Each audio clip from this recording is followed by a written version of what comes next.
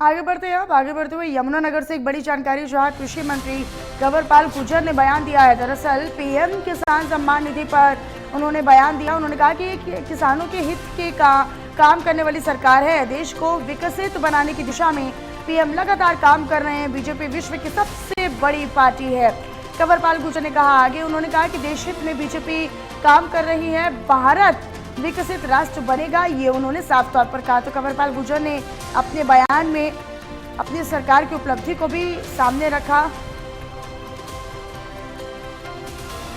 किसानों को किसान सम्मान निधि 6,000 रुपये साल में, यानी कि 4 महीने के बाद 2,000 रुपये किसान के खाते में डाले जाते हैं। और जो स्वामीनाथन जी ने कहा था कि भाई किसान की जो उत्पादन लागत है वो कम होनी चाहिए, तो माननीय प्रधानमंत्री जी ने ये राशि देके किसान की जो उत्पादन लागत थी वो कम करने का काम किया। देश में जो बड़ी संख्या में जो किसान है वो लगभग 3 एकड़ से कम के किसान है, 2.5-3 एकड़ से कम के किसान है।